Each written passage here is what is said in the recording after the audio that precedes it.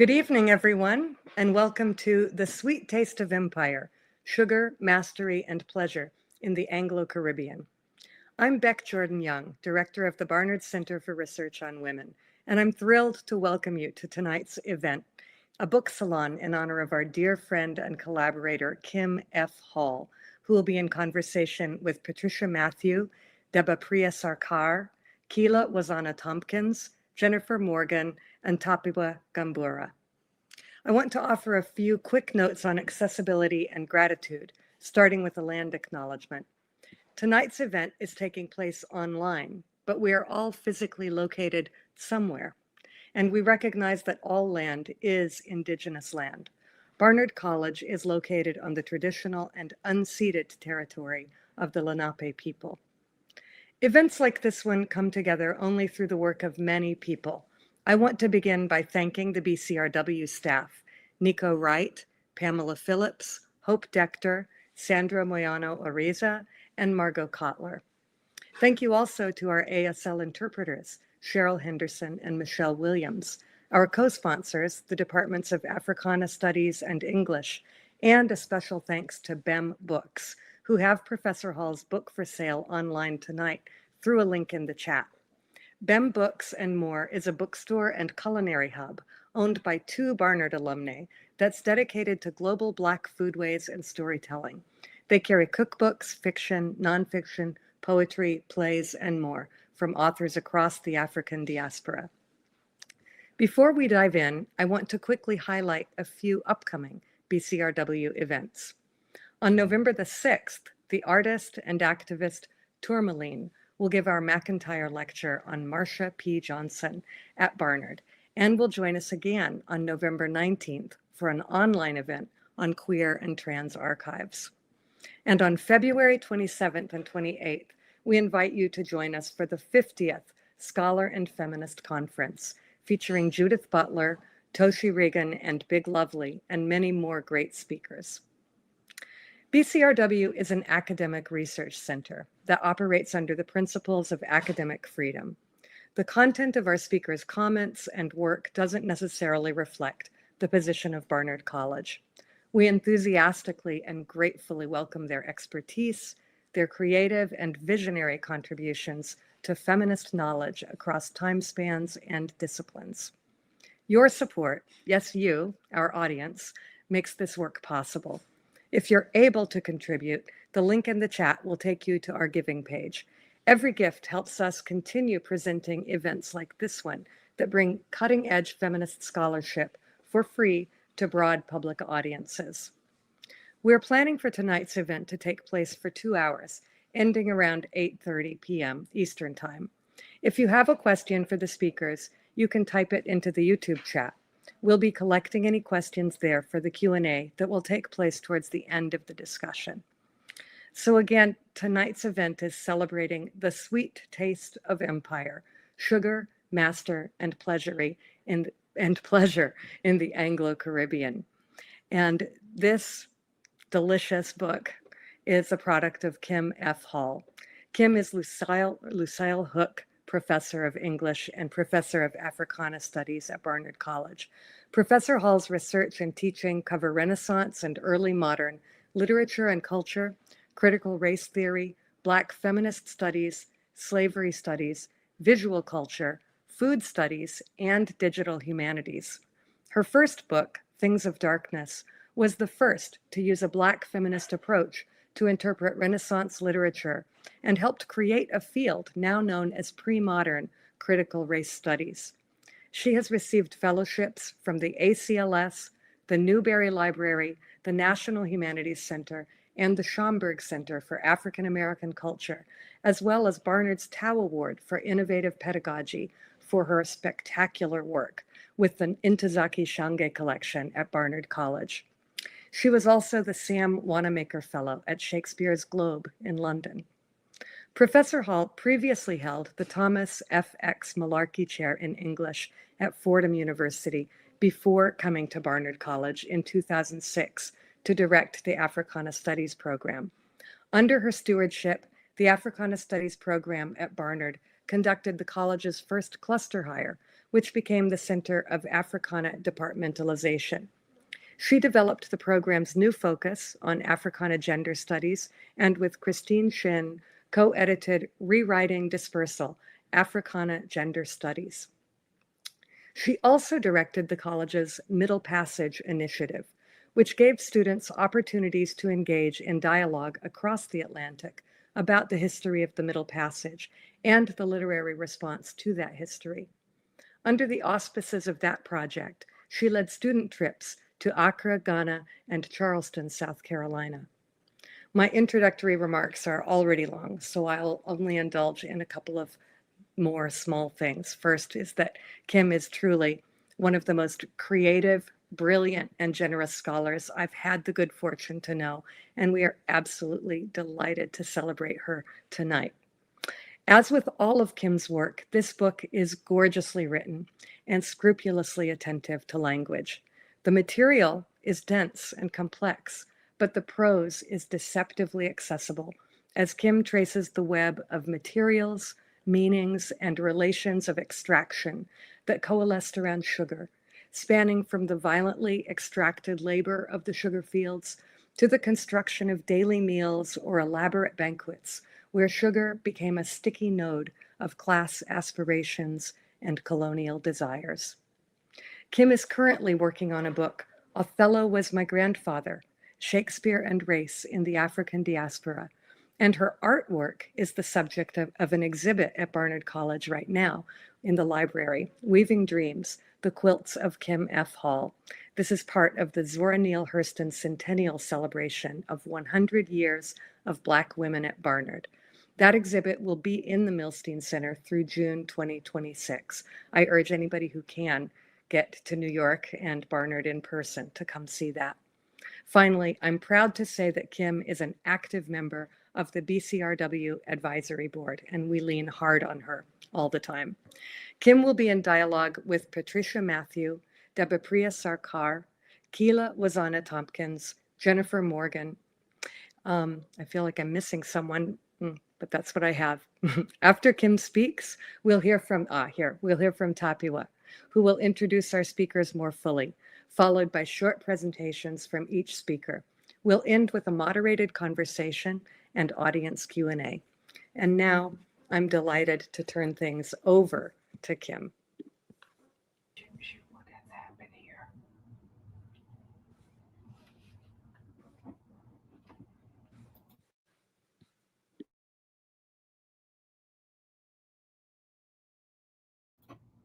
Somehow my headphones stopped working. Can people hear me? Okay, great. Beck, thank you so much. I'm overwhelmed by that, introduction. And I'm truly grateful to everyone at BCRW, Margot, Hope, Pam, Sandra, Nico, for their work in pulling this event together. BCRW folk have been an important source of support literally since I first set foot on the campus. So I'm really excited that BCRW agreed to be the home for my book launch. Thanks to you, to the amazing panelists who agreed to read this book in a very busy time of year, and to everyone out there in YouTube land who could attend tonight. Unusually, I'm going to start by reading the dedication, in part because both of the people mentioned there, while they're always with me, they are particularly present at Barnard this year. The memorial quilt my mom made of my dad is hanging in the lobby of the Milstein Center in the Weaving Dreams exhibit, curated by Miriam Neptune. So I get to see him every time I walk into the building. Quandra lives everywhere at Barnard, but this year the Quandra Prettyman cookbook collection has now become part of the library's general collections and its archives. There's a lot there for students and other researchers who are interested in foodways and food justice. So the dedication. For my beloved father, H. Lawrence Hall, who believed in women and taught me the value of the barbershop pitch. And my other mother, Quandra S. Prettyman, my partner in culinary and archival journeys. Both knew that hospitality is a gift to the spirit. And speaking of hospitality, I want to note that one chapter of the book discusses the English colonization of Jamaica, Right now, Jamaica is suffering the catastrophic consequences of tropical weather and climate change that arguably began in the early modern era. So, if you have the resources, please contribute to relief efforts there, to Haiti, Cuba, and any of the other former sugar islands that have been devastated by Hurricane Melissa. I'm going to read a couple of pages from chapter 1 called Sugar Work. I was told in a seminar in promoting your book that you should have some lively and amusing anecdotes to share from the work, but unfortunately, I only have that for the next book. Here, I'm going to have to offer a content warning because the end is disturbing. Praise of English women as particularly virtuosic wielders of sugar in both cookery and physic is tightly linked to the ideals of hospitality that undergird English cookbooks and domestic manuals. In offering hospitality, particularly abundance at the table, doing it economically but not parsimoniously, one performs an ideal of Englishness. David Goldstein observes that, quote, hospitality is not just a virtue, but the virtue, the code by which one makes sense of one's relations and obligations to others, close quote. Less virtuously, it signified one's individual wealth and good husbandry, the ability to manage well one's land and household. Among the wealthy, hospitality becomes a way of establishing reputation and a place in the community. Quote, by providing an open household in which the stranger and neighbor found welcome together, the knight or his successor, the gentleman, found one means to establish his credentials as a member of a community of honor, Felicity Heel writes. Such a display of largesse might involve reciprocity in that it might bind other members of the community to return a welcome in kind. It was more likely, however, to be important as a means of increasing reputation asymmetrically through the praise that guests bestowed on acts of beneficence. Any failure to appear in the role of generous host would, conversely, affect the reputation of a gentleman and question his public claim to association with his peers. Reputation impacted not just sociality, it had material effects across all registers of society, particularly among the merchant classes, where literal credit was offered and trade deals made based on reputation. Thus, although the householder might ultimately control the flow of money between the home and the world, his wife's knowledge of household management became an invaluable asset to the household. Kitchens, closets, and still rooms were sites securing social standing, affiliation, and distinction. Many forms of hospitality were expected of early modern gentry. On the upper registers, gentry were expected to entertain properly any strangers seeking lodging. So too, elite households were responsible for ensuring the health and well-being of people working the land, which might also include supplying food for feast days and other occasions. Even on a much smaller scale, the hospitality modeled in the cookbook still secured reputation with economic benefits for husbands and wives. Displays of largesse continue to be valued in early modern cookbooks where, as we shall see, not just abundance of food, but artfully prepared and varied dishes served properly can also mark the household's credit. In a complementary manner, a woman's expertise with sugars, whether in making cordials for the sick or confections for guests, would also be a visible sign of the household status. And so this is the part with the content warning, and it's a few pages ahead. The still room, the closet, the bill of fare, and the kitchen are sites of mixture and transformation where the strange, the foreign, and the newly commoditized become part of the profusion of the early modern table. Anyone reading early modern receipt books would be struck by how they circulate the exotic and the foreign, along with the macabre and the horrific, without comment or critique. Samuel Pepys's diaries offer one example of the sotto voce incorporation of master and horror that the table writ large invites. On September 7th, 1665, Pepys, who himself owned several of the cookbooks mentioned in this chapter and is a cherished source of culinary information about Restoration life, visits Swakeley House, the country house of goldsmith Sir Robert Viner, to discuss the king's debt to Viner. During the pre-dinner tour of the house, he admires Viner's improvements to the castle, new screens, marble doors, chimneys, and windows, and is shown, perhaps in Viner's closet, what seems to be a prized possession. And this is a quote. He showed me a black boy that he had that died of a consumption, and being dead, he caused him to be dried in an oven, and there lies entire in a box. By and by to dinner, where his lady I find yet handsome, but hath been a very handsome woman.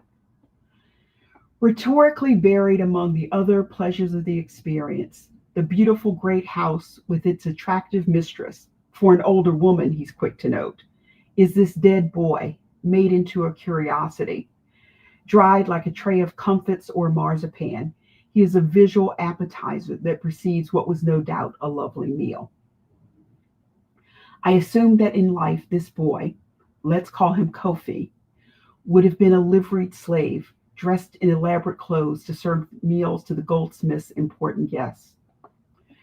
Perhaps Kofi was brought to England and undoubtedly renamed on the William, which unloaded most of its cargo of enslaved people from the Gold Coast in Barbados and returned to London in 1663. The William was the first slave ship to land in London in the Restoration. Although its primary cargo was destined for Barbados, it is safe to assume that some enslaved Africans had made the final leg of their journey. Perhaps during their shared middle passage, Kofi reminded Juba and other women of their own children now lost to them, and they fretted about this young boy's fate while worrying about their own children. Perhaps he was able to convey his name and shared fears despite their language differences. In death, Kofi retained that symbolic function of the luxury slave, a silent symbol of white mastery, a victim of consumption, continually consumed, ultimately buried or just kept who knows where. Was he someone so far-fetched and dear-bought that he needed to be preserved for display to justify his cost rather than placed in an unmarked pauper's grave? What is his place in the affiliating functions of hospitality? Did Kofi's preserved body create a shared sense of whiteness with Pepys, and by extension with the king? At the very least, Kofi marks Viner's early interest in Africa and the Caribbean. Viner would become a director of the Royal African Company, which would be incorporated in 1672 with the ambitious goal of monopolizing England's trade with Africa and supplying enslaved people to the Americas for 1,000 years. So with Kofi on our minds, I'm going to turn things over to tonight's moderator, Tapiwa Gambura. She is a Barnard alum, now a doctoral student in the English department at Yale University. Her research attends to histories of the body and ecological modes of thinking in the vast early Americas. She and I have co-written a short essay on abolition and corporeality in Afro-Ben's Orinoco. This book never would have been finished without her, and I'm grateful she agreed to moderate tonight. Thanks so much, Kim. We can't hear you. Okay. Give me one moment.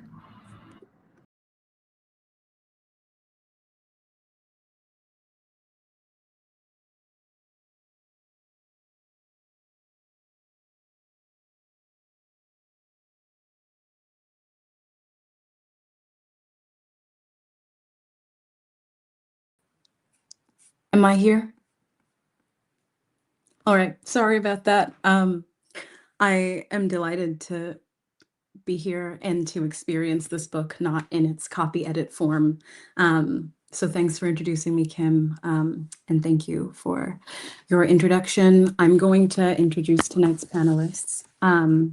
We have, and before I start, there will be a question and answer section at the end, so please feel free to send in your questions, and I will get to them at the end of the panelists. So tonight we have joining us Debapriya Sarkar, who is the Associate Professor of English and Maritime Studies at the University of Connecticut. She is the author of Possible Knowledge, The Literary Forms of Early Modern Science. She is currently working on a second book project on race, planet, place, and early modern poetics with Hilary Eklund on an interdisciplinary public humanities project, Waterways, that aims to foster community-driven, place-based, and historically informed initiatives on environmental studies centered on bodies of water and the lives they connect and sustain. We also have joining us Jennifer L. Morgan, who is the Silver Family Professor of History in the Department of Social and Cultural Analysis and the Department of History at New York University. She is the author of prize-winning Reckoning with Slavery, Gender, Kinship, and Capitalism in the Early Black Atlantic, and of Laboring Women, Gender, and Reproduction in the Making of New World Slavery. She is currently working on The Eve of Slavery, a project about slavery and freedom in the 17th century that centers around Elizabeth Key, a Black woman who successfully sued for her freedom in Virginia in 1656. In conjunction with that project, she serves as an executive producer for Key to Freedom, a narrative film project written and directed by her daughter, Emma Zina Morgan Bennett. Patricia A. Matthew is Associate Professor of English at Montclair State University, where she teaches courses on the history of the novel and romantic abolitionist culture. She writes about Regency-era literature and culture for scholars and the public in journals and publications, including Texas Studies in Literature and Language, Women's Writing, Lapham Quarterly, The Times Literary Supplement, and Slate. She is also a specialist in diversity and inclusion in higher education, and also the director of the Race and Regency Lab and editor of Penguin Random House's 250th anniversary editions of Jane Austen's Pride and Prejudice and Northanger Abbey. She is currently writing a book about abolition, material culture, and gender for Princeton University Press. Finally, we have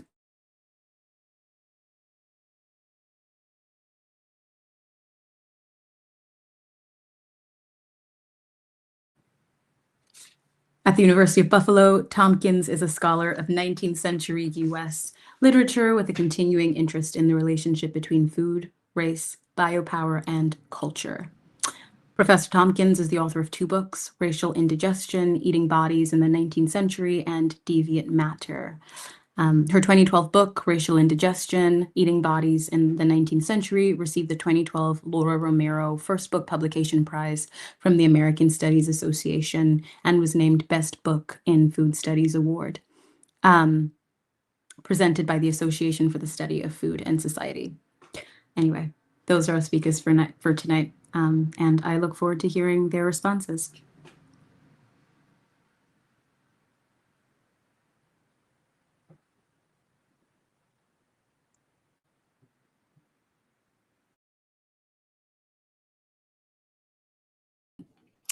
I think I'm not supposed to go first, but I'm happy to do that. I think Debapriya is supposed to go, but I'm happy to start unless somebody wants to pop in and, oh, okay.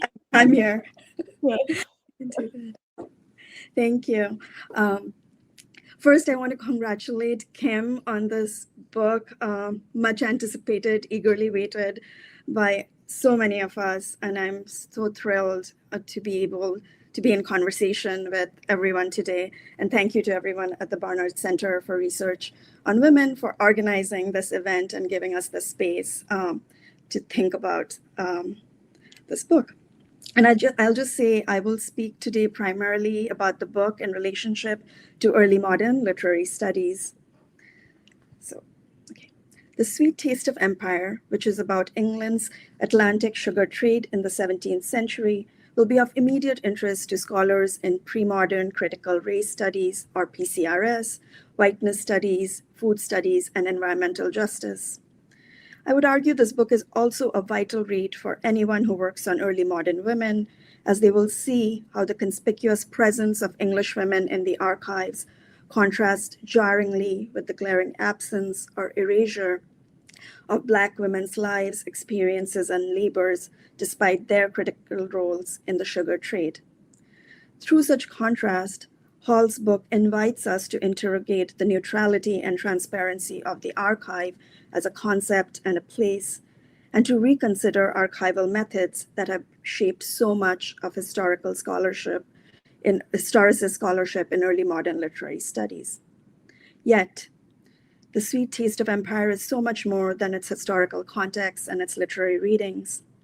In Hall's deeply moving writing, in her narrations of her personal experiences, in her powerful reminder that our work's focus must be on healing, I find an urgent call for scholars to not separate their objects of study from their full selves, because such separation ends up perpetuating our field's long history of practicing race-aversive scholarship, in which, as Hall says, race must be carefully managed and narrowly defined.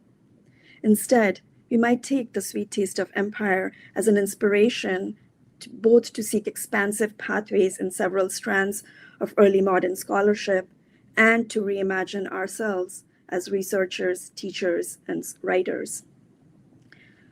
Of the many pathways into these questions, today I wish to focus on a subfield that has been integral to PCRS, yet barely engaged with questions of race. This is the study of early modern women, a field that encompasses both white English women writers and white English women about whose lives we know so much through studies of their scientific knowledge, examinations of their cookbooks, and research on their editing, publishing, and collecting habits. For the last 4 decades, these women's lives and works have been recovered, studied, celebrated. The scholarship has vastly expanded our understanding of the early modern world, but it has also created a world apart for white English women, a field that studies them, to draw on Hall's words, in carefully managed and narrowly defined ways, such that, and I'm quoting Hall again, the domestic is walled off from the. In such readings, for instance, the kitchen can be read primarily as a space for local household management, innovation, even experimentation. By contrast, Hall urges us to see the kitchen as an integral part of, rather than apart from, the Anglo Caribbean world, a space where white mastery creates and recreates itself by transforming the sugar work of Black women and men into subtleties to be consumed and destroyed for pleasure. By such walling off, we tend to erase the labor, violence, and injustice that made the elite pleasures and pastimes of subtleties possible. Grappling with such erasures, especially the absence of Black women in the narratives she studies, becomes both methodological and the emotional core of Hall's book. I take this contrasting approach from other accounts in literary studies of early modern women's labors as a broader invitation to think differently about their lives and works, an invitation that we study the lyric innocence of women's writing, not only for distinctive takes on subjectivity or knowledge, but also for their racializing language, as, need I say, Hall's own work did 30 years ago. I see this as an invitation to demand that ecofeminist approaches, which link women and nature to challenge the equation of the human with the male anthropos, that such ecofeminist approaches grapple with how Black and Indigenous women came to be equated with land and treated as inhuman, so that we can fully account for the scale of environmental injustices of the past. The Sweet Taste of Empire offers us a model for how we break down the walls around discussions of women's writing and their labors by recognizing that both are integral, not marginal, to the broader world. We bring them fully into conversations about ethics, justice, and community, and begin the reparative work that accounts for the erasure of the subjectivity and position of actual Black people in the period. So this rumination on early modern women also raised a larger question for me. What and who do we read when we study early modern race? As PCRS scholars will know, in their introduction to the landmark 2015 special issue of Shakespeare Quarterly, Peter Erickson and Hall wondered what the discussion of race would look like a decade on. So speaking in 2025, I hope I can speak for my fellow scholars that in this moment, we do see a and I'm quoting Hall and Erickson here, we do see a revitalized, intellectually expansive, solidly established field for early modern race studies that attracts much larger audiences. Perhaps predictably, a majority of the scholarship has focused on Shakespeare, and by extension, again predictably, on drama. Yet Hall's book shows us, indeed reminds us, how much more there is to be engaged with in both traditional archival spaces and beyond. I wonder, after reading this book, about the many stories we can tell if we turn to genres like Georgic poetry or estate poems that have not yet been fully studied by PCRS.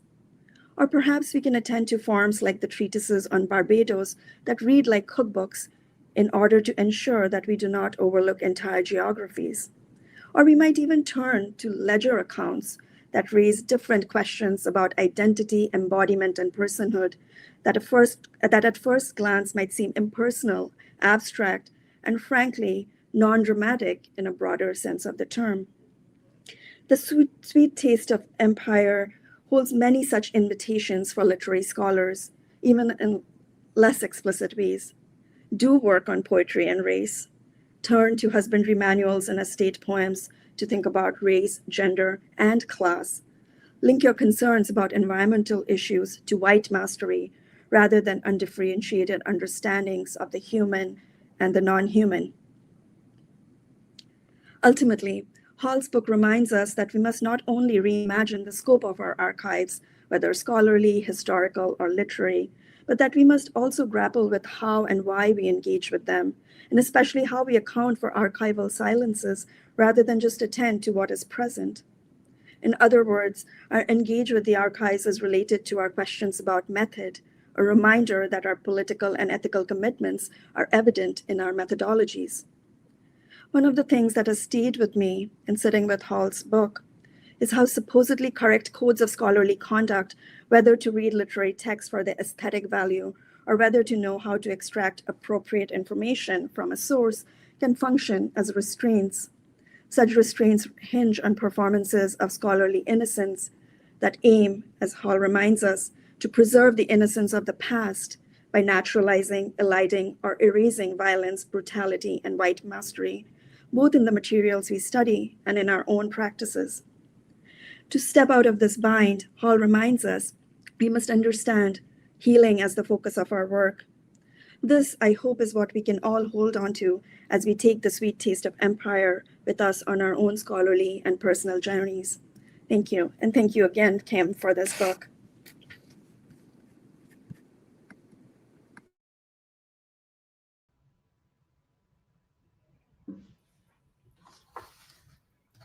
Hi. What a pleasure it is for me to be able to publicly acknowledge my considerable intellectual and personal debts to Professor Kim Hall. I need to begin by saying that it has literally been one of the most important honors of my career as a scholar to have been in a long and multidimensional conversation with my friend and interlocutor, Kim Hall. Anyone familiar with my work can see the ways in which it has been expanded and layered and frankly improved by my engagement with Professor Hall's work. I can't think of another scholar scholar's work across the fields of history, literary studies, and Black studies that has more impacted my capacities to think about the early modern Black Atlantic. So I want to first say a deep and sincere thank you to Kim for all that you do to hold the feet of our shared fields to the fire of your deep inquiry and commitment to centering the impact of slavery and the lives of Black people in the early English Atlantic world. And also, thank you for all the quilting. There are many things that Sweet Taste of Empire does to move the field of early modern race studies forward. It's so many things that it's impossible, of course, for me to inventory them here. And I think, though, that while I might reproduce some of what we just heard from Professor Sarkar and some of what we heard at the beginning from Kim herself, I just want to talk about a few things, or sort of hone in on a few things now. The first has to do with the interplay of methodology and narrative strategy that Hall deploys throughout, but to particularly strong effect at the onset of the book. I want to start, as she did, with Juba and with Kobe, the woman and the boy that Hall deploys to walk us through the materiality of sugar works and of Black disposability. Because one of the things that is irrefutably illustrated in Kim's extraordinary capacity to construct narrative herself is that we need new methods in order to capture the materiality of the sugar work and of its implication. By deploying a figure like Juba to instantiate, who's a woman that Kim asks us to imagine, to instantiate the experience of capture, of transport, and of work for an enslaved worker, Hall offers us a masterclass, and yes, I'm using that term mindfully, in what is possible to wrench out of hostile archives. And by entering a discussion of cookery books and English feasts through the lived experience of enslaved workers like Juba, Hall makes it impossible for her reader to unsee the processes of erasure involved in delivering sugar to the English market. She does this through the figure of Juba, through a composite woman who helps her readers wrap our heads around the impossibly dislocating and violating aspects of capture, sale, transport, and labor in the West Indian sugar fields. We know that Juba is a figure of Hall's imagination, but she comes to us clearly and groundedly through the archives, and thus we can't turn away. Later in the chapter, Hall has moved us back to London from Jamaica, where gentlewomen are constructing feasts with the sugar that Juba has harvested, sugar so clearly tainted with her blood and her tears. There, Hall confronts us with another person, this time an actual boy, a Black boy who has died and was dried in an oven and displayed in a box in a gentleman's study. And when confronting the displayed and desiccated corpse in Wiener's possession, we are forced to groan alongside the student who asks, "What about this boy? What about this boy?" I think that part of what Kim does here and does throughout and always has done is refuses to leave the question of the boy alone, refuses to treat him and the kitchens of English gentry and the kitchens at the back of our necks as unconnected. She ends the chapter with a declaration of refusal. She will not celebrate women's mastery of the kitchen because that mastery is explicitly connected with a regime of erasure, of mastery, and of cruelty that can exist precisely because it is rendered with the blandness of an ingredient list. There I'm quoting her. Throughout Sweetness and Empire, Hall manages to guide her reader in such a way as to confront the material presence of Black people in a literary and culinary canon that has been devoted to ignoring or minimizing the importance of their presence. And so the next thing I want to touch on is the analytic theory that Hall brings to bear on the texts she engages. She guides us through well-traveled texts, but never fails to bring something breathtakingly new and generative, but never fails to bring sometimes breathtakingly new and generative reading practices to them, such that those trained in the close reading of 17th century material culture will never be able, or should never be able, to ignore the plantation aesthetics that are at the heart of lyrically evocative evocations of husbandry or Georgic pastoralism. Plantation aesthetics, of course, is Hall's term, and I'm quoting from her here. It references, quote, depictions of rural husbandry, slavery, and plantation labor, often densely gendered, that mobilize ways of seeing from pastoral, Georgic, and landscape discourses, close quote. Essentially, Hall is offering us a framework for entering the often maddeningly benign descriptive language of early modern observers. The romance of the Caribbean landscape, made romantic through the seemingly gentle machinations of Englishmen and only occasionally the space of eruptions of racialized violence. All of us who've labored in these archives have been brought to our knees by the casual mobilization of beauty in the face of the cruelty of the sugar works. What Hall does through her analytic, through the use of the notion of plantation aesthetics, is to help us see the machinations, the technology, if you will, of pastoralism, of the innocence, of landscape beauty. By making that visible, she doesn't simply amplify our ability to see the presence of enslaved labor. She also offers us analytic tools to help us comprehend how much the system of slavery saturated both the economy and the economic imagination of early modern observers, of political theorists, and of artists. Fundamentally, the rubric of plantation aesthetics is an act of making visible what has been erased, while also becoming intimately familiar with the make and model of the eraser that is held in one's hand. But there's something more that I want to acknowledge, and that is that Kim unearths interpretive breadth and possibility in those few texts that have been at the heart of writing the history of early modern Black Atlantic. In other words, she's not just interpreting texts in which there are absences of Black people, she's also reinterpreting the few texts that we have in which there clearly is descriptive language that is describing the experiences of the enslaved. For my part, I turned to her Sweet Negotiations chapter, expecting to skim it, as I fancied myself deeply familiar with Richard Ligon and what he crafted in his True and Exact History of Barbados, published in 1657. And yet she brings entirely new dimensions to a text that I have turned to again and again. As I now understand it, Ligon's narrative mobilizes the hunt, the taste of freedom, the naturalization of the appropriation of indigenous land, the cautionary space of Cape Verde, and a range of other discursive turns that, quote, render the brutalities of slave society as peaceful commonwealth. In other words, you need to read this book even if you've already read the texts that she engages. So finally, I want to end where Kim begins, and that is in her reading of Kara Walker's Subtlety, which is really a reading of what the afterlives of slavery have wrought on our capacities to think historically about race, about sex, about captivity.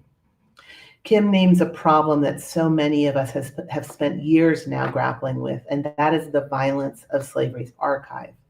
The archive of slavery produces unpersonhood, an unpersonhood that is no way contained by the barriers of history. And thus we are all haunted by those archives. I am not sure that Kim remembers this, but we found each other at the Subtleties exhibit, she and Tricia, me with my husband and daughter. I remember Kim at my side as we recoiled after leaning over the basket held by one of the small brown sugar boys. I remember standing in shock watching white and Black families taking selfies framed by the figure's labia.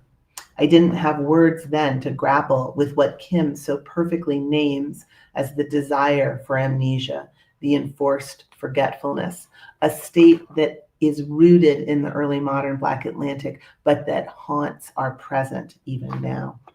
But so now I do have the language to describe it. And frankly, all of us who work in slavery's archive need to take the sweet taste of empire very, very seriously. For here, in the cookbooks and banquets and pastoral landscapes and corner pieces of colonial maps, Hall unearths what is at stake for early modern subjects in the act of not seeing. She offers us the language that helps us see the effort behind the erasure. The thing that fundamentally sutures my work to Professor Hall's is the conviction that our task is to unearth the, quote, considerable effort put into not seeing slavery for the brutal exploitative system it was, even in its earliest incarnations, close quote. The dream of sugar is not contained by the documents or the fantasies that offer it to us in a teaspoon or a sugar cube, untouched by Black hands and land theft and dispossessions on a scale that we are still struggling to imagine.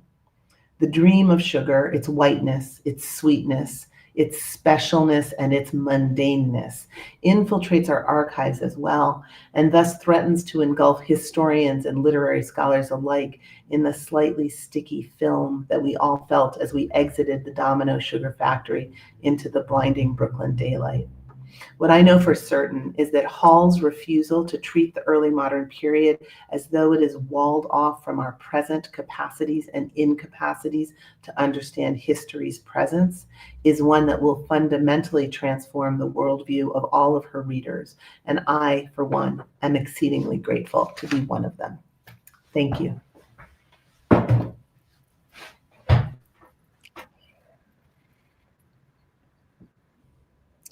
Hi, it's such a pleasure to be with this remarkable group of women to celebrate the amazing Kim Hall. Congratulations, Kim. I have come to love thinking of you as a quilter, and I cherish what I've learned about this as a way of navigating knowledge and analyses that you are gathering wherever you go, in archives, at art exhibits, listening to podcasts, just moving in the world, and that you then go and beautifully stitch them together to give us narratives and understandings and methodologies to make sense of the world. You remind me every day that quilt is both a noun and a verb, and you have been generous in sharing the swaths of knowledge you collect and the intriguing patterns that you identify with those around you. I've titled my brief comments today, Boycotting Sugar and the Long Reach of Plantation Aesthetics, the Sweet Taste of Empire in and Abolitionist Ideologies. This is from my book in progress and how I think alongside Hall. I always go back and forth between Professor Hall and Kim, and thinking about how her work in the early modern transforms how we look at the work and the operations of race and constructions of gender in the 18th and 19th centuries. Daniel Defoe, who in addition to being the novelist most of us know for writing Moll Flanders and Robinson Crusoe, also supported the Royal African Company's participation in the slave trade by writing pamphlets and reporting on the company's business in his newspaper, The Review. In 1713, he laid out the importance of sugar to the reach of the empire's financial machine and its stability. He writes, "No African trade, no Negroes. No Negroes, no sugar. No sugar, no islands. No islands, no continent. No continent, no trade. That is to say, farewell to your American trade, your West Indian trade." In 1791, radical pamphleteer and bookseller William Fox published an address to the people of Great Britain on the propriety of refraining from the use of West India sugar and rum. The rhythm of the rhetoric Fox uses to indict citizens is similar to Defoe's pronouncement. Fox writes, "If we purchase the commodity, we participate in the crime. The slave dealer, the slave holder, and the slave driver are virtually agents of the consumer and may be considered as employed and hired by him to procure the commodity." The campaign to dismantle the slave trade by foregoing West Indian sugar is largely considered one of the first, if not the first, consumer boycott in recorded history. One of its goals was to succeed by changing conduct where Parliament had failed. To do so required rousing an English public at a moment when bills to abolish slavery had been repeatedly defeated, and the stories circulating about plantation slavery were in the hands of its proponents. James Ramsay, a ship surgeon and Anglican priest, writing in his essay Objections to the Abolition of the Slave Trade, noted, quote, "the disadvantage under which the cause of humanity labors."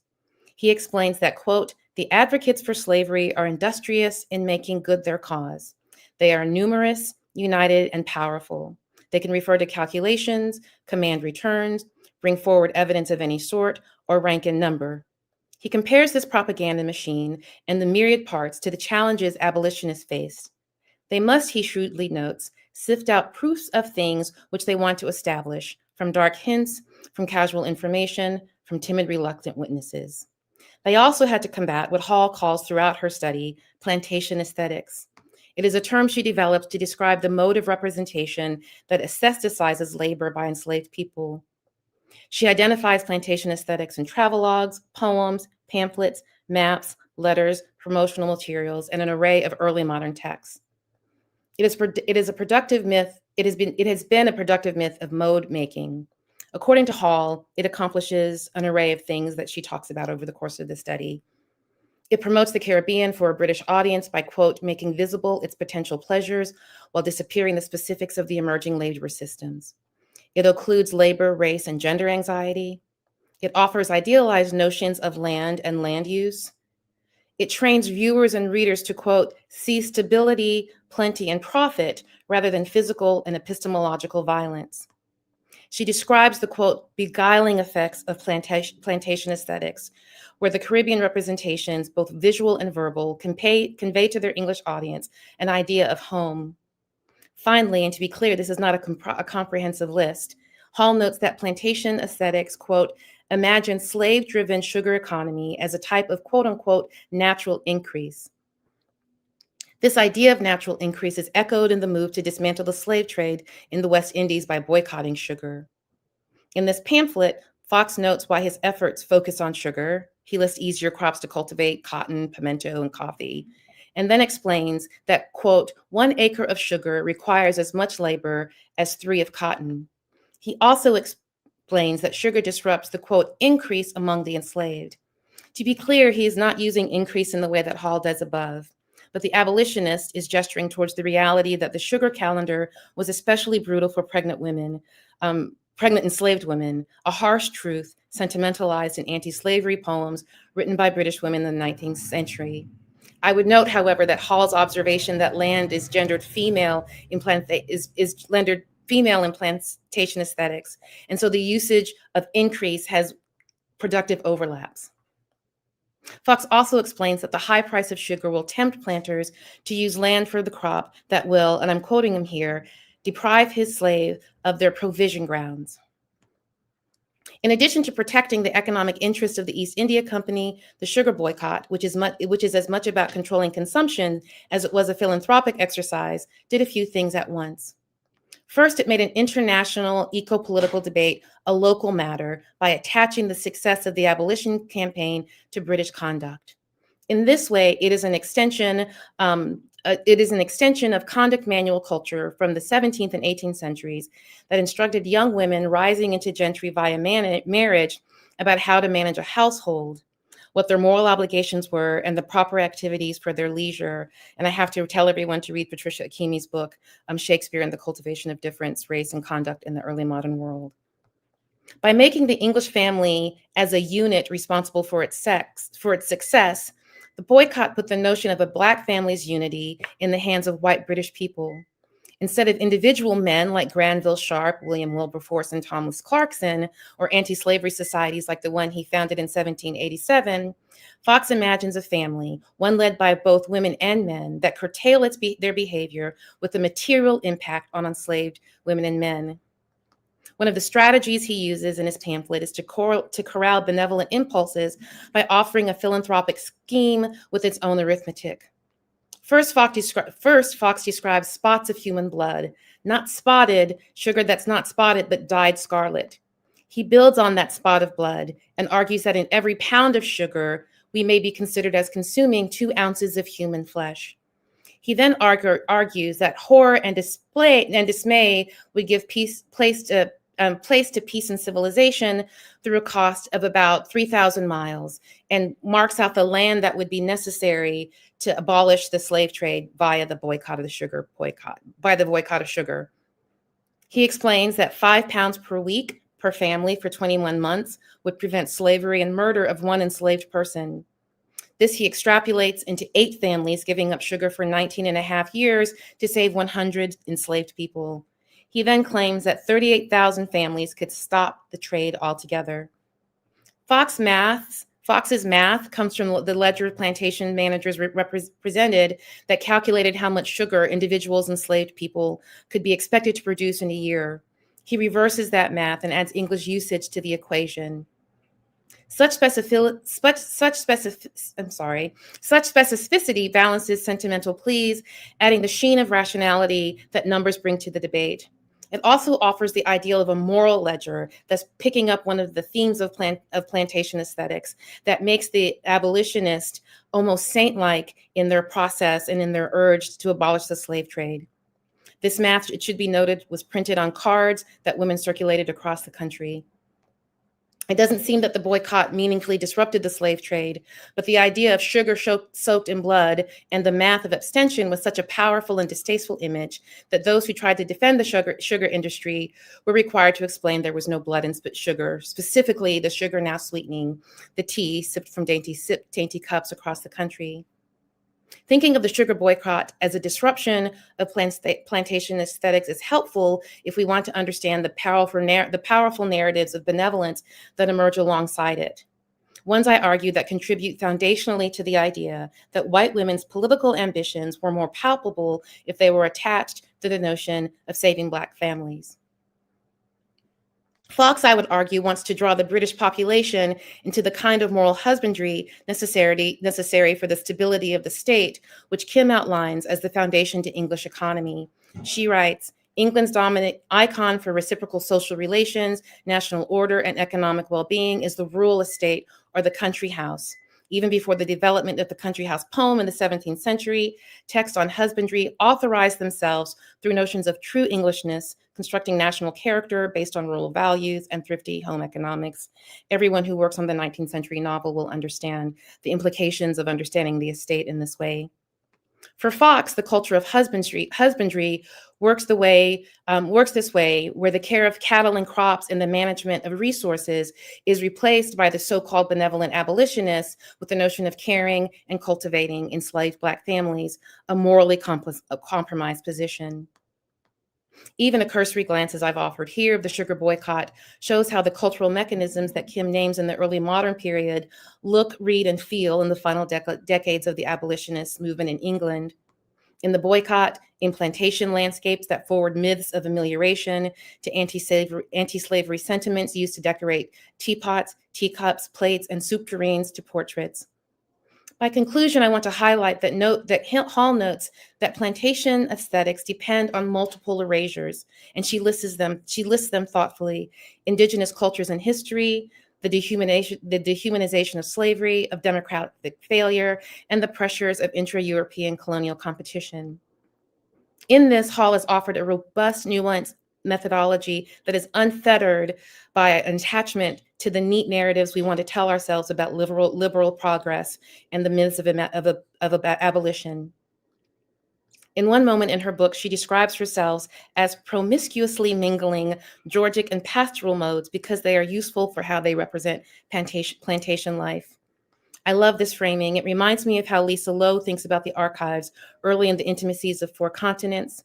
Lowe, like Hall, does not, quote, treat the colonial archive as a stable, transparent collection of facts. She engages it as, quote, an architecture of differently functioning offices and departments as rooms of the imperial state. The result of Kim Hall's promiscuous mingling is a vibrant, fierce quilt that is both comfort and guide and an urgent call to rethink how we do our work. Thank you.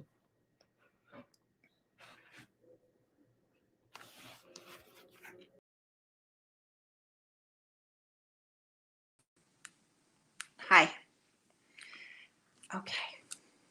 Thank you so much for the invitation to be here and to present and think with Kim Hall's brilliant and wonderful and timely book, Sweet Taste of Empire, Sugar and Mastery and Pleasure in the Caribbean. It's an honor to be among these amazing scholars and to contribute to this conversation. I read Sweet Taste of Empire with unmitigated fascination. I see the Sweet Taste of Empire as contributing to multiple scholarly conversations, to the ongoing debate about the relevance of race to early modern studies, which, as the book testifies in Argument and Archive, should be neither a debate nor ongoing, to an increasingly complex turn in critical theory about the relationship between race and aesthetics, perhaps more subtly to the current analysis of the centrality of the plantation and of plantation enslavement to the environmental humanities, which is to say, an argument for a turn away from the pastoral and therefore from the whiteness of environmentalism to a deeper analysis of the intertwined histories of racism and natural history. And finally, to an increasingly nuanced and particularized understanding of the place of food studies in all of the above. I want to say, or I want to join with my fellow scholars here to say that I'm particularly moved by the discussion of Kara Walker's subtlety that bookends this monograph. Not simply for the exquisitely historicized reading of this art event in the context of the history of sugar, but also because of its subtle and elegant bookending of two seemingly oppositional poles, complicity and innocence. To whom are these two epistles directed? Or another way of asking the same question, in what way do the twin discourses of innocence and complicity sharpen an incisive critique of early modern studies, of literary studies, of English as a discipline itself? The sweet taste of empire cuts through these polarities like, to use a food metaphor, a hot knife through butter. Complicity is innocence, is the final claim. Innocence is complicity. And I want to say that because I've been attentive to and a witness to the deeply bitter battles that have taken place in the fields of early modern and pre-modern studies in our discipline, battles that I well know the cost of, that sap the creative energy of minority scholars in the field. So I want to linger in the corner, in these two corners of this book, to be attentive to the intellectual labor and the tenacious persistence of the women of color scholars who have been at the forefront of these conversations. But I also want to think with innocence and complicity as not simply bookends to the book, but in fact, rhetorical spirals that provide a map to some of the central tensions in the book. For instance, beauty and its sadisms, aesthetic pleasure and its dependence on cruelty, sweetness and blood, sugar and death, production, consumption, and survival. So my response then is in three parts organized by Dr. Hall's own keywords, sugar mastery and pleasure. First to sugar, how sweet it is. The sweet taste of empire is an important contribution to food studies for its careful and detailed narration of how sugar changed the world across the scale from the massive movements of humans across oceans to the intimate space of the everyday. As food studies scholars variously located in multiple disciplines, part of our work is to track food as culture in a profession that often thinks that food studies is sort of adorable and cute. It's our work, it's the work of food studies, that is, to make a claim for food as large C culture. In this, I don't simply mean in the anthropological sense of food as daily practice, although I do include that. Rather, and I think this is where the sweet taste of empire makes such an important contribution, it is to track how food cultures themselves are central to understanding the emergence and development of aesthetic norms. This has meant for those of us who study food really a challenge to invent methods for reading texts and objects that seem ephemeral to the business of studying art, literature, and history. Cookbooks, for instance, recipes as well, and also forms of aesthetic presentation, as in the first and second chapters of the book, like sugar sculptures, the subtleties that disappear into the historical record, not across centuries, but within a matter of hours after their creation. The first two chapters of Dr. Hall's book tracks the changing value of sugar as it shapes the palate of the global North by tracking sugar's penetration of food culture in England. But these chapters also provide a roadmap for scholars of food, as Mary Douglas once said, decipher a meal, or in the case of early modern England, how to decipher a banquet or a bill of fare.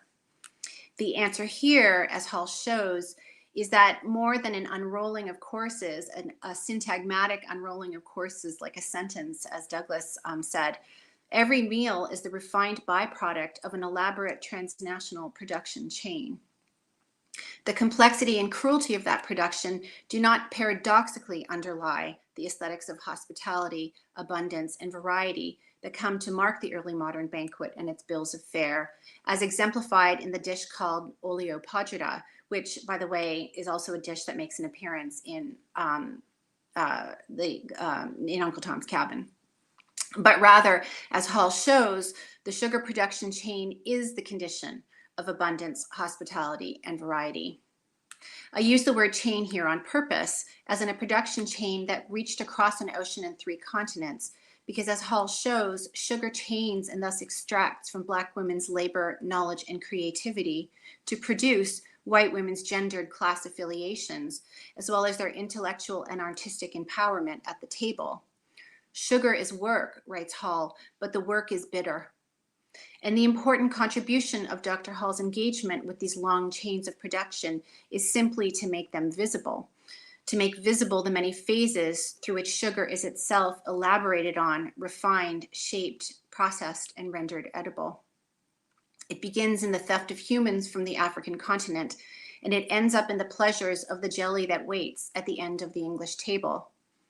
Given this long and bloody chain, then, Hall's book implicitly asks, why is the other byproduct of this political economy of consumption an aesthetic that she identifies as English culinary nostalgia? How, in other words, is cruelty a necessary ingredient of European culinary pleasures? 2, mastery. Mastery over the erotic self, mastery over nature, mastery over the lives, labor, and bodies of enslaved peoples. Mastery in Hall's book is a key word for the emergence of what we would now call whiteness as not simply epidermal difference, but as an aesthetic and sensory form reliant on possession, and transformed in her book into the version of English Georgic that she calls plantation aesthetics. I was reminded when reading the chapters on plantation aesthetics of Said's reading of colonialism as a foundational, if obscured, geographic imaginary in which the absence of the colony underlies, but in fact ultimately funds the formal emergence of narrative fiction and the domestic novel. But Hall's work here is to assert not absence, as in Said's work, but presence, as in the elaborate botanical descriptions of Barbados and Jamaica, in the obsessive meditations and attempts to master the cassava and the banana, for instance, in what she terms, quote, the emphasis on landscape details, a celebration of the land's fertility and richness, an appetite for factual minutiae, and the landowner's enjoyment of a happy life far removed from urban disorder. The testimony provided by Hall's archive and Hall's readings, in short, epistemologically push against the trope of absence and distance in criticism by insisting, in fact, on the abundance of material detail, to the existence of the Caribbean in the textual record that nonetheless, in its obsessive interest in pastoral mastery over the landscape, obscures massive human cost. There's an argument here, I think, that early modern scholars must pay attention to. What other forms of aesthetic mastery rely on obscuring the archive of a seemingly distant Caribbean presence? We could push this even further by riffing on Sylvia Wynter's notes on decipherment. Is canonical literary criticism a form of mastery whose force and claims to validity rely on similar assumptions of distance? Finally, I conclude with pleasure. As a scholar of Sylvester Graham and his descendants in the 19th century United States, I'm well aware of the paradoxical relationship between whiteness and pleasure that underlines the writing on diet, vice, and luxury in Thomas Tryan's writing. The agitation for culinary purity, based in an environmental and ecological understanding, or perhaps a folk theory of racial formation, the idea that white bodies are best fed by the foods produced by European countries, in certain ways represents the counter discourse or the flip side of the elaborate imperial pleasures such as the banquet made possible through economies of colonialism and enslavement. As Hall shows, by insisting that a healthy English diet must include foods grown in England, Tryan argues that there is a pure, specifically English body, one that has been corrupted by current food practices, such as those whose ingredients are too spicy, too sweet, too intoxicating, and too dangerous. As Hall shows, what Tryan paradoxically performs here is a disavowal of the luxurious and vicious foods made through the labor of enslaved peoples that relies on racial logics, but is nonetheless also an inherently abolitionist argument. But it is fascinating to track how that argument also relies on another form of mastery, that over appetite. In this sense, the ground is laid for early abolition to rely on an anhedonic economy of racial performance that also aligns with whiteness as mastery. We might call this eating local. I'll conclude then by turning to a passage that I have read over repeatedly, the passage at the end of the first chapter that thinks about the pleasures and perils of the food studies classroom. The seductions of food history and in food studies as a field are real. When I began my career as a 19th century food studies scholar, probably the most cited critical text on the question of kitchens was Jane Tompkins' meditation on the scene of the Quaker kitchen in Harriet Beecher Stowe novel Uncle Tom's Cabin, which she saw as a perfect vision of Stowe's dream for an egalitarian future. But I had come to graduate school from a background working in domestic violence shelters, and I simply could not recognize the kitchen that Tompkins invoked. I instead understood the space of the kitchen as one of fraught conflict, of inequality, of intercultural and interracial clashes. In these gorgeous and vulnerable passages written by Hall at the end of her first chapter, she reflects not only on the violent political economy that underlies the domestic kitchen, but also on the seductions of food studies itself, its invitation to identify with the European women whose labor is most easily associated with the history of recipes and cookbooks. And too easily valorize food culture as a space safe from political implication. As against the easy pleasures of consumption, she shows, readers need to be alert to how easily benign forms of mastery and consumption catalyze other forms of dominion. I'm grateful here to this book and to Hall's invitation to write against that easy consumption, to refuse obscurity, to sit with the kitchen's historical naughtiness with a K, all in the service of a richer understanding of the condition of pleasure itself.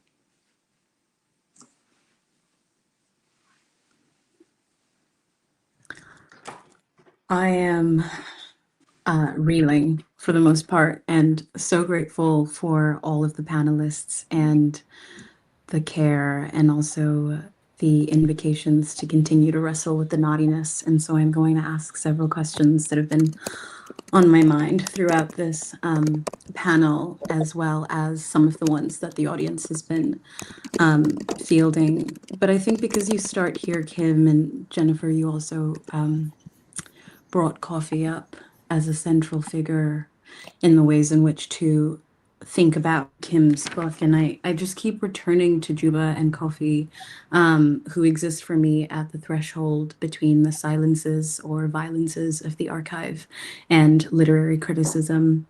Coffee, who we encounter in Kim's opening remarks as a child that the book takes care to attend to, as well as the children in Walker's work. And so I'm just curious, Kim, about what led you to writing, like what methodology you used to figure out how you were going to write about Coffee and Juba. Jennifer sort of brought some of that up. And for the rest of the panelists, what it means to engage with the limits of taking the archive at face value. So, I don't even know how to ask that. You guys, everybody talked about my methodology, and I'm like, I don't even know how I would identify a methodology. But I think, as you know, people who read the book know, I've been like Kofi has been in the back of my head since graduate school.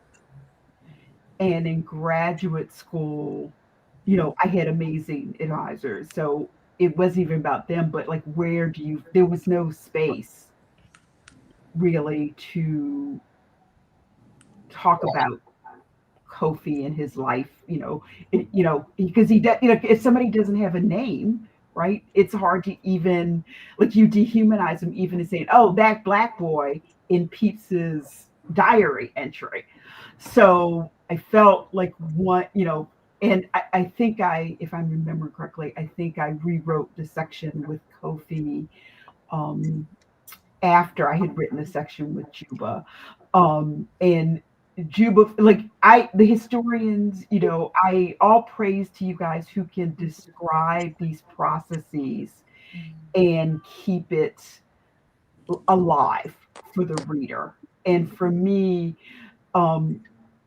Black women are so profoundly invisible. I just had to try to think about okay, what is a Black woman's life like in this sugar economy, from being, kidnapped or sold in the continent to landing in Barbados and being told to cultivate sugar.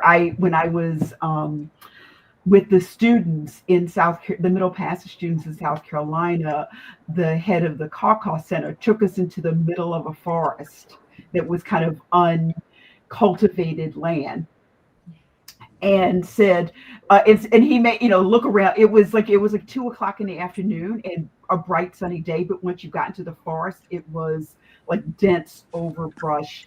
It was really dark. It was really scary. And he said, imagine having been on a ship for months and then in a seasoning, house, and then being brought out here and told to just like cultivate rice. And that really stuck with me, that feeling of being like afraid, even though, I'm in the 21st century and whatnot. So, I think I was trying to, I was trying to capture that sense, that experience of dislocation, which I wasn't finding in how people were writing. Many people, Black feminists, I think, Stephanie Smallwood, Ideas, Lose Your Mother, like all of those books, generally helped me, try to foreground Black women. And one way to do that was to kind of be brave and invent a character, which is not something I'm trained to do. I'm not a creative writer, but it felt like there was no other way to talk about her, to talk about all of these Black women without trying to have a figure somebody could identify with or connect with in some way. I don't know if that answered the question. Is it okay for me to jump in here? Yeah. Okay. So I just wanted to say that I think that what you do there, Kim, with this little aside where you say, let's call her Juba, right? Like you write that phrase down. So you're hailing the reader. You're saying, let's you and I imagine this woman, but then everything that follows from that imagining is deeply archival. And I feel like that gesture, that is, and I've said this publicly many times, that is the call that I think often gets set aside when people are trying to channel Hartman's critical fabulation. Mm-hmm. And that's what you actually, in that, I mean, as I was reading that, I thought, well, this is a chapter that you have to also teach to undergrads to help them understand the materiality of this condition. But then the fact that you use her to as a composite, that was the thing that I don't think I managed to say quite clearly enough in my comments. By starting with a composite and then ending with an actual boy, right, on display, you're also making us grapple with the process of erasure and materiality and how that threads from the West Indies back into London in the 17th century. It's a really astonishingly compelling and thoughtful way to materialize the argument that you're making. Thank you. And I'll say, Yeah, Kofi was in my I love head. this idea of sort of hailing the reader into a kind of this sort of invitation to imagine.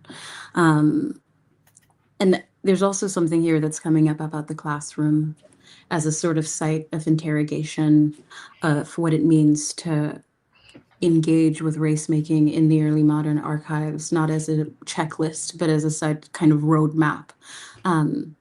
And it makes me think about Debapriya's opening remarks about what early modern critical race studies might offer the classroom. And so I'm, as a student at the moment, asking what a pedagogical approach to thinking about race, how that manifests in the classroom, both engaging with the archive, but also teaching your students what ways do you reckon with race not as, again, like a checklist of things to know, a sort of historical fact sheet, but as a like living engagement with the past and the present as well.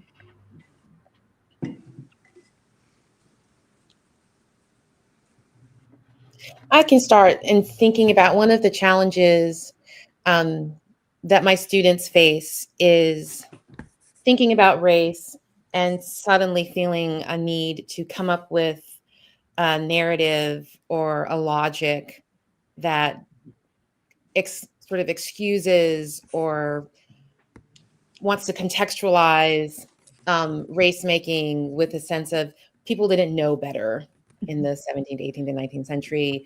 Is thinking about intention. There's a deep discomfort where there's almost a need to perform either a defense of or a complete dismissal of a figure or a text. I think of teaching a poem like Blake's The Little Boy, for example, and how often students actually want the archive. It's a useful way for them to think in terms of objects and text contextually. And then the other question for them is to understand that we have to separate what we imagine as intention from the actual effects and the material realities of the way that things like race are constructed. And so it's a process that I go through with students over the course of, sometimes it's, 1 or 2 sessions, but over the course of the semester and thinking about it.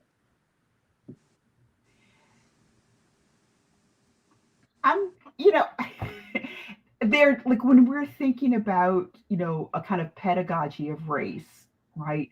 We're thinking about our students in our various classrooms, our fellow scholars who we want to be attentive to race, and then also like, whatever larger publics might be interested in this work, in this history.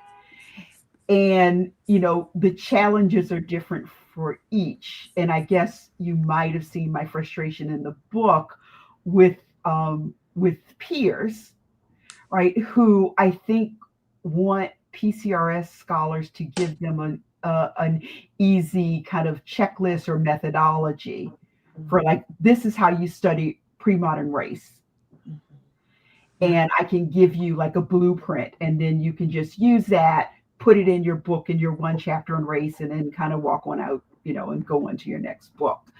And the challenge has always been that, it's race is so productive and fertile and agile in our period and the early modern period. Like, I don't think I can give you, like, I think over the years I've developed an antennae for thinking about race in the modern period, but it really feels like you have to, that maybe what we have is some core principles and ethics that we take with us into the archive or into the text.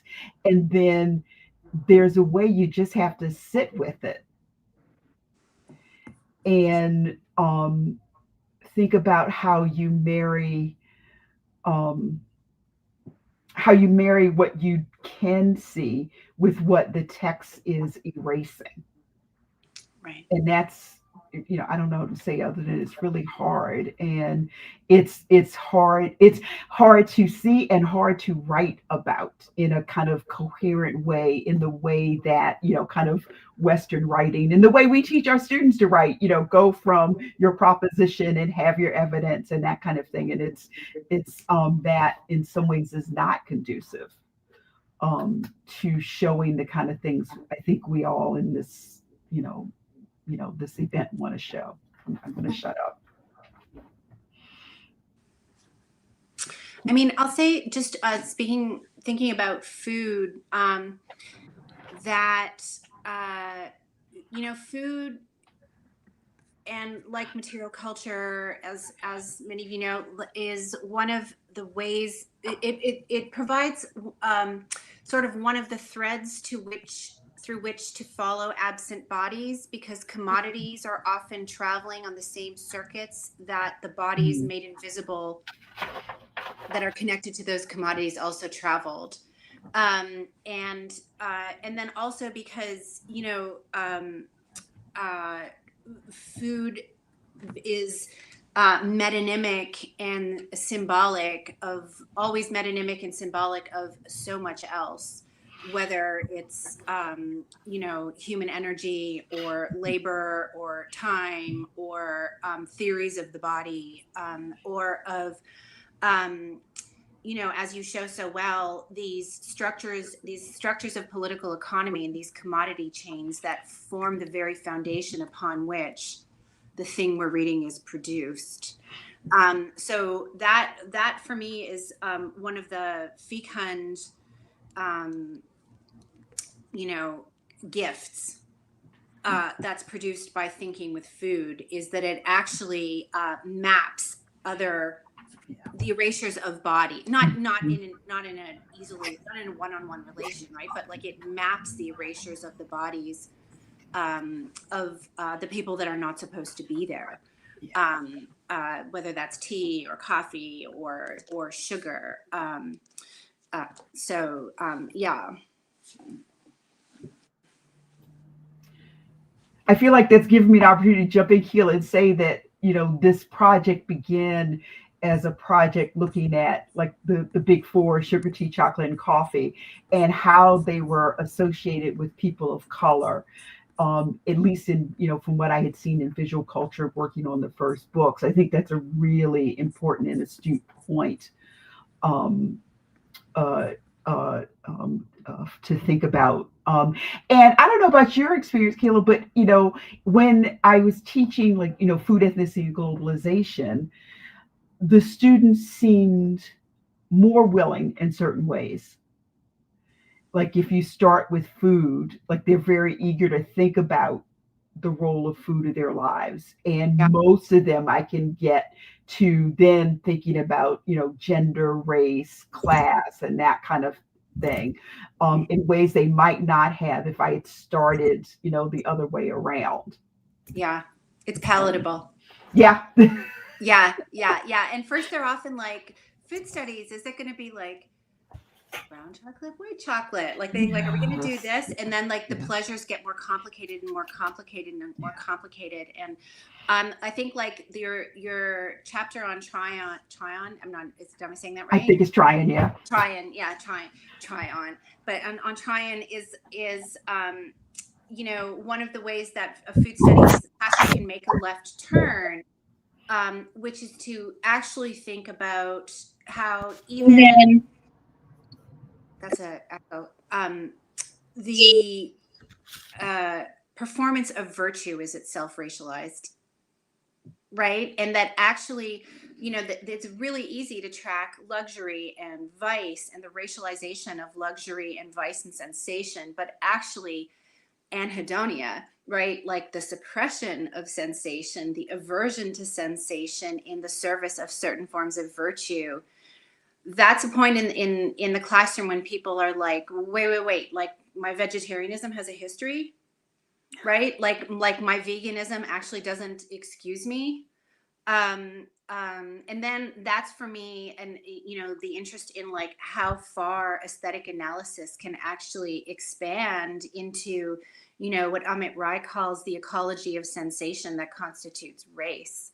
It is an ecology, it is an aesthetic ecology, and it is an ecology so profoundly formative that our very experience of energy itself is shifted by the early modern period. I tell my students there's no such thing as a sugar crash. There's no such thing as sugar energy in those ways until the plantation ecology emerges. That means the very organization of your labor energy is totally different until the plantation economy and enslavement happens. And that gets them to the real intimacy of the underneath the skinness of what we're soaking in and what we've inherited. Kyla, because you were speaking about ecologies, I cannot but think about Debapriya's own work in the early modern Atlantic in terms of maritime history. And something that I hadn't quite attended to until I read this book was the environmental toll that the monocropping of sugar had on these various sugar islands. I'm thinking about that in light of sort of current environmental, what's happening with Hurricane Melissa, but I'm also just thinking about the ecological is something that I haven't always had access to thinking about as a scholar in the early modern period. And so, Debapriya, I'm just curious about how you're engaging with early modern ecologies, and Kim, the ways that you are approaching it as well. Kim, do you want to go first? No, I want you to go first. Okay. Yeah, I think one of the things I'll talk about it in terms of Kim's work. One of the things that really struck me is the reading of the Georgic poems, in which you always draw attention to the fact that Georgic is a way in which nature kind of gives up its plenty. That's how it's presented, right? And that's how the labor is not bad because nature has these things and it's kind of giving it to you. And the toll, the kind of mastery over both nature and the human laborer, the enslaved laborer in this case, are kind of erased in the literary. And Kyla, you talked about this too a little bit in your presentation. And I think it's that there is no nature out there, right? And I think that, or the fantasy of that there is a nature that we can be equal with or something. That's the fantasy of a lot of ecological work when you want to flatten the difference between what's happening beyond in the more than human realm and the human realm. And right, and I think your book shows us through these readings, and the Georgic part really clicked for me. But there is this amazing moment in this Ligon chapter, right, when he's trying to protect these domestic sphere, but they're using the same water systems and ponds, and their body, like they're worried that like the bodies of everyone are like using the same natural resource, for lack of a better word, and there is no kind of nature out there. So those are some of the things that I think really come out, and it's just the focus on mastery and the desire for mastery over the more than human realm that I think is also just really interesting. And but I'd love for Kim, you to talk about this. Yeah, I think one of the things writing the book taught me was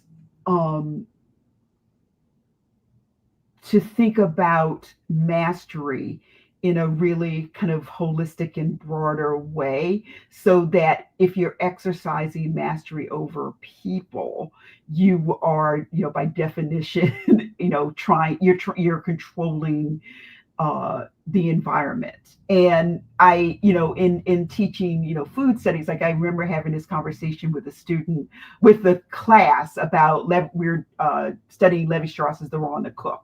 And one of the students said, well, we eat raw food all the time. And I was trying to get at what the raw actually is. And I'm like, I said, we're in New York City. Y'all are eating raw carrots, but you're not pulling carrots off out of the ground and just chomping down on a dirty carrot. And that would be closer to what Levi-Strauss thinks is raw, right? And that we are so, and I'm not saying that in a judgmental way, it's just like a fact of life. We are so distanced from nature, not just in New York City, but almost everywhere. Like, we were just reading Ntozake Shange's cookbook memoir. And one of the things, she talks about the kind of, the ways that food is now, given to us, in plastic and that kind of thing. And I think it's been a challenge for me to a challenge to kind of remember what kind of work, how we're impacting the environment. And Tapiwa, I don't know if I'm getting at your question, I think like when I went to Barbados, right? There's one part of Barbados where there's a rum factory that has the land as close to what it would have been like in the 17th century, as you can get. And, if you think about Barbados now, it's, flat and green, well, depending where you're, flat and green. And it's not, and you think, okay, if you think I'm going out to like somebody's farm or field, I'm in nature, but you're not thinking about the ways that centuries of economic activity have transformed that landscape and reshaped it, and the way, and we haven't actually talked about the ways nature itself is a living thing that transforms itself, and the relationship to that transformation is very different depending on who you are in the landscape. If you're an indigenous person in that landscape, your relationship to, a relationship to natural phenomenon, right? And your fear or your acceptance of what's happening is different than, I'm just going to say, than these planners who like are constantly wanting to control what is happening in landscapes, like, and not thinking about like the consequences of their imposition of a slave economy onto a landscape. Like, you're worried about all the rats, but hey, guess what? You help create the conditions for rats to want to be, running around the window. I feel like I'm rambling, but I guess, that, that and I think, Kyla, you were getting at that in your comments about the kind of innocence of environmental criticism and the innocence of environmental activism in some ways, right? And part of that is the nature that people might think they're protecting is a construct, and it's often very pastoral, and it's often elides other people's longer standing relationships to the land.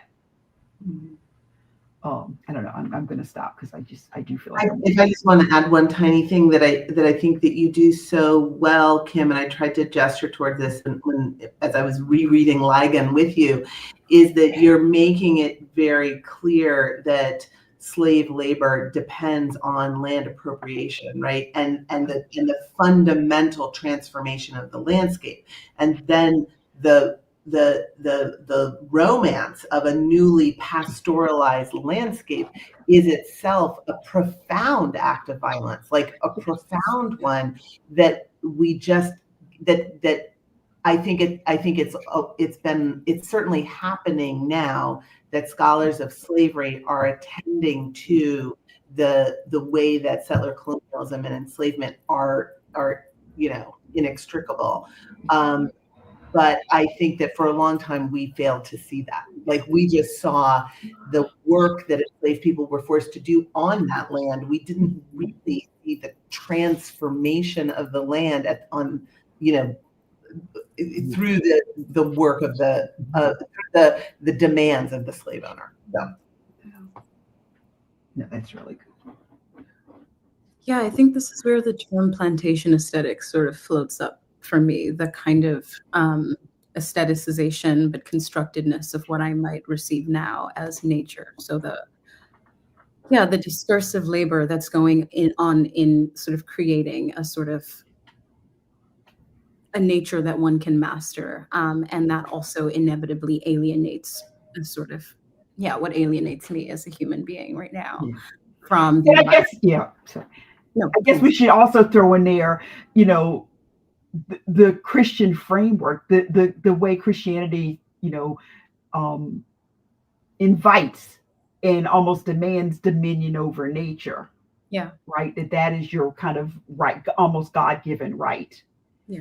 And so that is, a really violent and and a violent relationship to nature that lends itself to commoditization Yeah. of labor and supports kind of capitalism. It's interesting that Kyla brought up sort of veganism and vegetarianism, because Kim, your introduction begins with an attempt to sort of manage a kind of like sugar-free diet. And there's a way that dieting, but it's also coming up with what Patricia was saying about boycotting sugar, the ways in which attempting to manage the sticky and deeply violent ways in which food is tied to labor, is also tied to environmental catastrophe, becomes exercised by a kind of mastery over what one eats, an attempt to almost like, if I can say I'm not going to eat meat, I don't have to actually think, I don't have to participate in the ways in which this sort of, or, if I'm not going to eat sugar, I don't have to participate in this sort of social economic exchange. So my question is a sticky one, because I guess I'm trying to think about the way that the book tracks the sugar purification process. In other words, sugar work, or the dream of sugar with its desire for purity, alongside a narrative about progress in which the violences imbricated in a capitalist project might be absolved with the passage of time. As the book rejects the narrative of sugar work, that something becomes purer, better, more innocent with time, it locates a desire for purity with a desire to exempt oneself from a complicated history of violence, loss, and complicity. If you could imagine this book as laying out an ethic for what it means to attend to and reckon with the afterlives of slavery, thinking with Christina Sharp here, but just to think about the impossibility of purity, but also the attempt to still, like, now thinking with Saidiya Hartman, like what it means to engage with this unfinished project of freedom. That's not about purity or absolution, but like being in the stickiness. I think everybody's work is kind of thinking with this question, so I would be happy to hear how different people are wrestling with the impossibility, what seems to be, as I'm talking and as I'm reading this book, the impossibility of purity, as an ethic of engaging with violence.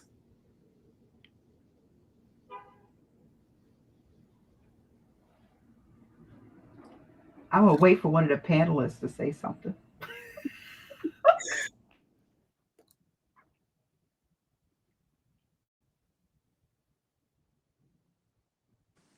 I mean, I guess I might connect it to, I guess the other word for it would be innocence, right? That at least that's what I was picking up on, in what I saw as like those two bookends to the book that like in some ways like frame the moral economy, right? Or to frame the narrative, at least, that,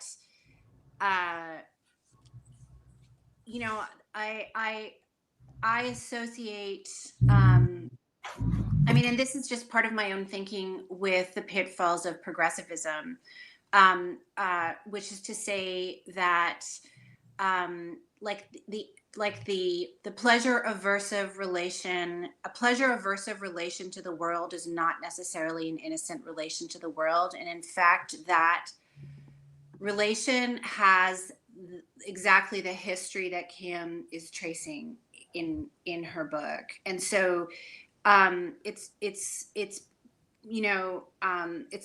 not simply about giving up on innocence. It's about sinking deeply into complicity as the thing we have all inherited that none of us wanted, but that we are nonetheless in, and that ignoring, or denying or absenting doesn't get rid of. So, and now I'm thinking of like Alexis Shotwell's work against purity, right? But like to say that like we're soaking in it. What's left except to do better.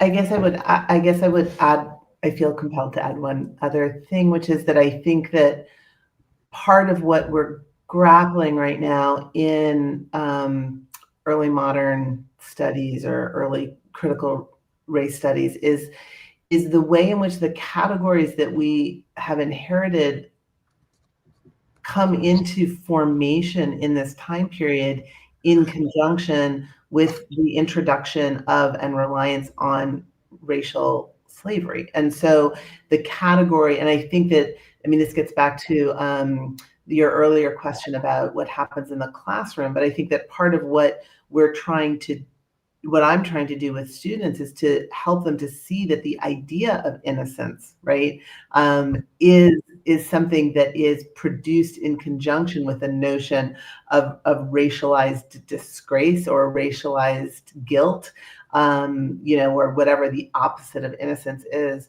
and that our role as consumers, like I'm thinking, Tricia, about your conversation about the boycott, like our role as consumers attempting to cleanse ourselves from this system is one of the tendrils of racial capitalism that we're all embedded in. And so, it doesn't surprise me at all that in the food studies classroom, you're dealing with students who feel that they have absorbed, I don't eat that. I think that impulse to somehow cleanse ourselves from guilt via strategies of consumption is really, really complicated and really something that is, it's hard to think through as a full-blown adult, but I think for our students, it's even harder. Yeah. I think one of the things that logic does, it also teaches us that we don't have to pay attention to systems that are broken and need to be attended to, right? If we think about abstention as a kind of benevolent act, there's this idea that benevolent conduct on the individual can cover the failure of systems and mechanisms that are erected to keep the very thing we're trying to mitigate in place. And that's my understanding of part of the problem with the boycott, right? Is that Parliament fails. And so the focus is on the individual behavior, but the entire ecosystem that supports the sugar trade is not going to be dismantled by even 38,000 families abstaining from sugar. And so there are even accounts where people immediately came in and said, you don't even know that the sugar that there was a move to then eat sugar from the East Indies because that was free of the stain of slavery. And even as that was happening, people were writing about that, by the way, about the conditions of laborers in the East Indies, and that this becomes performative. And so people had sugar bowls that said, this is East India sugar. And then cynics wrote, you don't even know where the sugar comes from unless you actually know the source, right? And then maybe this gets back to your idea of something being raw, Kim, and your students thinking that they're eating, raw organic vegetables, right? Unless you know the source, unless you are right there, you don't actually know what system you're participating in. And if you don't know it, you can't dismantle it. And the whole nature of the system is that it's supposed to work in the way that it does.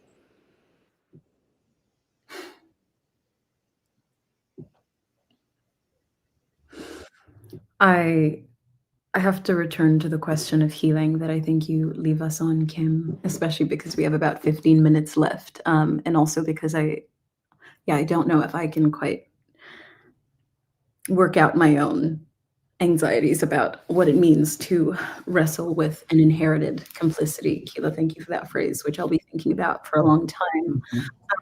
But Kim, this book ends on a note of healing, and you mentioned in your interview that the driving force for this work was healing. Where do you locate healing in your academic work? Has this always been something that you've centered as you write academic monographs? And I'm also thinking for the other panelists, thinking with the archives of enslavement and consumption and racial capitalism, why healing is the place to land on. Is healing the place to land on? Yeah. I'll say no, I was not thinking about healing when I wrote the first book. And I think I've only started to think about healing as I've gotten older and have reflected on writing behaviors that I have, that I had an editor look at this book, and one of the things she said was like, you don't have to, you don't have to give 3 examples every time. You overprove all the time. And I was like, because when I was first writing about race, I couldn't open my mouth without having to give like 3 or 4, examples or whatever. And so I feel like my generation of PCRS scholars was kind of damaged in a lot of ways. And so, well, I wouldn't say you inevitably, but I would hope that having recognized the ways that, in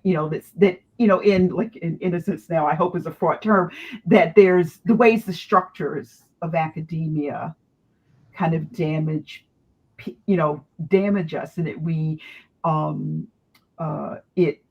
there's a way it can generate opposition where there doesn't need to be opposition, that it can generate kind of violence, that we kind of like I've had multiple conversations about different types of like encounters in classrooms and in conferences, and people have become so inured to what I would consider bad behavior that we just kind of let it slide, or we go to the person who's the object of bad behavior and go, "Are you all right? Are you?"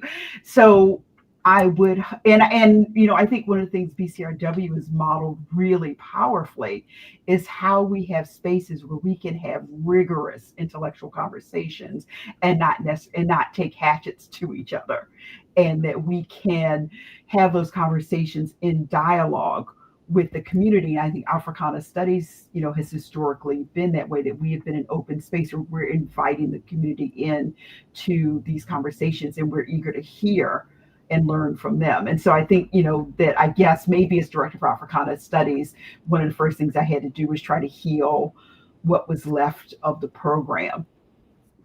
So I guess I've been trying to do the work of healing, and that inevitably then kind of, not inevitably, but did work its way into the book, because I've been trying to think about what kind of vision we can have of doing this work without doing the damage that we've accepted as part of the work.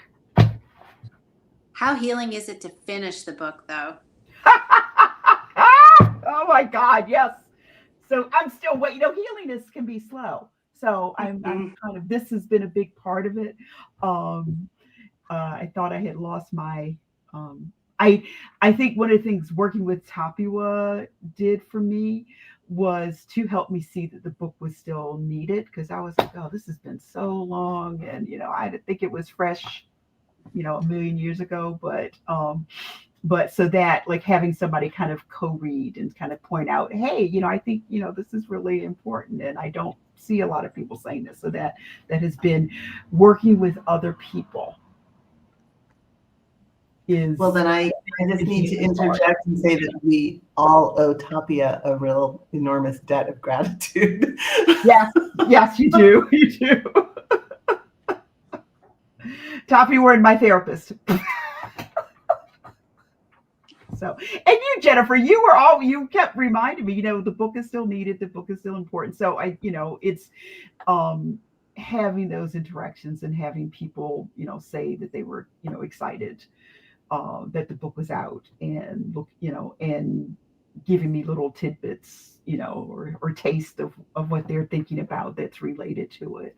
I think it's really important. But I think the race before race community at its best is trying to model how we have healed engagement around the issues of race, and that we are constantly struggling. I don't know, Debapriya might disagree, but I do feel like that, that we've been trying to offer a counter model that centers kind of joy in the work even when the work is hard and alienating in a lot of ways. So. Yeah, I was just thinking about this, Kim, when you were talking about the generations. I feel we have such a community because of Race Before Race now, that I think that's like centered on mentorship, but also supporting each other's work in so many ways. I think that's been really interesting. And like, if we can't start from innocence, we start from community. And that's where I think a lot of healing can happen. And I think it's ongoing, and it's just harm, large and small. And I think there's just like more models for us, but also there are more people for us to talk to. And Race Before Race has really kind of done this uplifting and work of just, centering things that like we've always wanted centered and things like that. So yeah. I arrived to this book as a student of Kim, and so the classroom was entirely central to my own healing, and also to where this engagement happened. So I have to thank the classroom for what it offered this book, but also I have to thank the audience for the questions that they asked about the classroom, and also about sort of the kinds of archival methods that we use. So I'm just letting you know that the questions that I was asking were also very much asked by the audience. So thank you for this collaborative work of engaging with the panelists. The final question we have is one about method. Well, I guess, you know what, I'll just ask these two questions and you can choose which ones. But one of them is to Professor Hall. How did you go about choosing the names that you gave? I think that's to the boy in the book. And then the second question, which is about innocence. It reads, in acknowledging rightly the impossibility of innocence, especially innocent pleasure, do we also find ourselves written painfully into the monotheistic narrative of the fall? So those are our two audience questions. And yeah. I saw that question about the name, but it's a great question. I wish I could remember. I know I went and, I'd gone to Ghana. I know, the name Kofi, and I went, I went to some of the books I had bought from Ghana, and I don't, because it means born on Friday, and I can't remember why I thought, oh, maybe the ship landed on Friday. I can't. I'm sorry. I yes. If I'd known I'd be asked about it, I don't I don't write a diary like that, so I never. And my memory's terrible. And Juba, I feel like I read somewhere that it was one of the most common names of enslaved women in the Caribbean. But I would have to retrace my steps and remember that. And I apologize that I don't remember. But I was, trying to pick names that would be recognizable amongst, the people who were being brought, being, forced over to the Caribbean. The other question was about, do we also find ourselves written painfully into the monotheistic narrative of the fall? Yes, I think we are. I think that there is, I don't know why we, I can't just live, we can't just live with being like in our fallen state and be okay with that. But I do feel like we are written into, or these narratives, in fact, do, like if you imagine like this new to you land as a paradise, then you're also, like, if you're in this Christian tradition, also thinking about the fall, and you're thinking about the temptation of the pleasure of the food. And so there is, I think, this underlying anxiety about, like, oh my God, this pineapple, and and this kind, the kind of parallels of sexual excess and sexual pleasure and food pleasure, so like baked in to these narratives. I see Beck is back, so.